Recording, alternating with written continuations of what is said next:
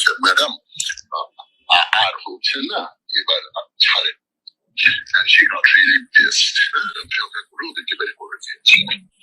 বের করে দিয়ে উনি রাতেই কুমিল্লা ক্যান্টনমেন্টে কল করেছিল that he wants to go over there and stay there till everything comes down. Comilla cantonment rejected. তারপরে পরের দিন সকালে যখন ওরা আসলো, এই আর্মি এয়ারফোর্স পুলিশ ওরা এসে বলছে যে ম্যাডাম যে এই you should step down now, আপনার কাছে আর এখন কোনো ইয়ে নেই। দেখি প্রথম নাকি উঠেছে, তোমরা কি করতেছো এখন পর্যন্ত সবকিছু কন্ট্রোলে না কেন? কি হয়েছে? হ্যাঁ, মানে এখনো কেন ইয়ে? তো পুলিশ বলতেছে যে গুলি তো করতেছি তারপরও তো হইতেছে না। তারপর বলছে কেন? আমার সেকেন্ড এখন মিটিং এ আসে না, ওই মিটিং রুমটাতে SSF এর ওরা 8-10 জন ছিল, যে ওদের সবাইকে বলেছে যে কিপ ইউর গান রেডি, উল্টাপাল্টা দিকে শুট করতে। দে হ্যাড দেয়ার মানে রিভলভার এন্ড এভরিথিং রেডি, মানে লোডেড। আর এদিক থেকে আমি চিপকে ঢুকছে যাদেরকে নিয়ে, যখনই ভদ্রমহিলা উত্তেজিত স্বরে কথা উঠেছে, they just loaded their gun. Oh, so it went to that level? She was in gunpoint. তারপর আমি যে ভালো করে বুঝিয়ে যখনই করতে পারছিল না, তখন গান পয়েন্টই মিস রেহানাকে নিয়ে অন্য ঘরে আর্মি চিফ আর এয়ারফোর্সের চিফ, এরা দুজন ভেতরে নিয়ে গিয়ে তেহাদা থপ থেকে বের হয়ে এসে তারপর জয়কে কল করেছে। জয় স্পিকার ফোনে আর্মি চিফকে একদম ধুয়ে দিয়েছে, বেইমান তুই, হ্যাঁ তোরে আমার মাই এত উপরে তুললো, চিন্তা করিস না, একদিন রিটায়ার করবি না, তোরও তো সে বউ বাচ্চা আছে, এই ধরনের কথাটা বলতেছিল। আমি চিফ চুপ করেছিল, আমি চিফটাকে ঠান্ডা ভাবে বলেছে জয় শোনো, মাথা গরম করে লাভ নেই, এই মুহূর্তে তোমার মায়ের দুটো অপশন, যে either she is going to resign or I'm going to step out, ওরা তারপরেও ওরা আমাকে মারবে, and then they're going to get in and kill her. The two option.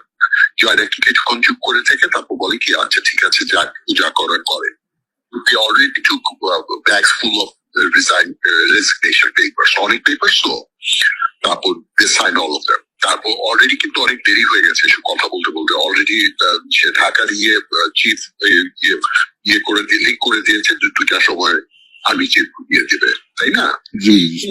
দেরি হয়ে গেছে। হ্যাঁ, তখন রিজাইন করার পরে সে পুলিশ চিফের দিকে তাকিয়ে বলেছে আমি যাওয়ার 1 মাসের মধ্যে যে আমি যাওয়ার 1 মাসের মধ্যে ইয়ে করতে হবে, এই দেশকে 75 সেই আগের বানিয়ে দিতে হবে, এবং আমার আগামী 20-25 বছর যেন এই দেশ দাঁড়াতে না পারে।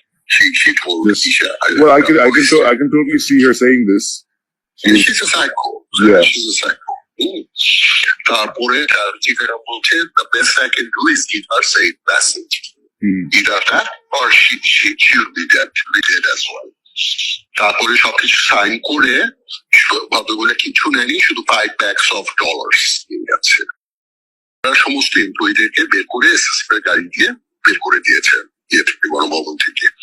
তারপর সেকে নট করেছে, তারপর গাড়ি সব সামনে এসছে, ঢুকেছে, এবং তখন ঢাকা সে অর্ডার করেছে যে ওই পেছন দিকে অলরেডি এর আগের দিন নাকি 84 brigade or something like that, মনে থাকে না, তাদেরকে ইয়ে করে রেখেছে, এমপ্লয় করে রেখেছে, পুরো ওই সংসদ ভবনের রাস্তাটা ইয়ে করে ফেলছে। আর ওই যে পেছন দিকে ওই সাময়িক আছে না, ওই সব আটকানো ছিল না, ওগুলো সব খুলে দিয়ে গণভবনের গেট খুলে দিয়েছে। সো ওই দিক থেকে মানুষ ডিস্ট্রাক্টেড হয়ে এইদিকে ঢুকছে, আর ওরা এই দিক দিয়ে বের হয়ে চলে যাচ্ছে। সো দে ওয়েন্ট টু তেজগাঁতে আসলো। এর মধ্যে এয়ার চিফ যে কার্গো প্লেনটাকে অলরেডি আগরতলা পাঠিয়ে দিয়েছে। They got into the chopper and went to Ganabhaban. প্রেসিডেন্টের সাথে দেখার পর প্রথম কথা বলছে তোমাকেও কিন্তু আমি তুলেছি। প্রেসিডেন্ট আর কি বলেছে, ম্যাডাম আমি কি করবো, আমার তো এখানে কিছুই করার নেই। তারপর সাইন এন্ড এভরিথিং, এবং বের হওয়ার আগে নাকি বলেছি আজকের মধ্যে খালেদা জিয়া আর সমস্ত শিবির আর বিএনপি নেতা টেতা সবগুলারে বাই করবি। সে বের হয়ে এসছে। দেন শি কেম টু ওখান থেকে তেজগাঁয়ে আসছে, চলে গেছে।